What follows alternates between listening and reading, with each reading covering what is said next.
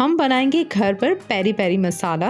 ये रेसिपी बिल्कुल मार्केट जैसे परफेक्ट, टेंगी और स्पाइसी टेस्ट देगी। तो मसालों में हमें चाहिए तो सबसे पहले कश्मीरी लाल मिर्च पाउडर परफेक्ट ब्राइट कलर के लिए, स्पाइसी रेड चिली पाउडर और कुटी हुई लाल मिर्च पाउडर तीखेपन के लिए, garlic powder, onion powder, oregano, आमचूर या सिट्रिक एसिड परफेक्ट खटास के लिए, black pepper powder, powder sugar, regular salt और ब्लैक सॉल्ट। अब इन तमाम मसालों को ग्राइंडर जार में डालकर अच्छे से पीस लें।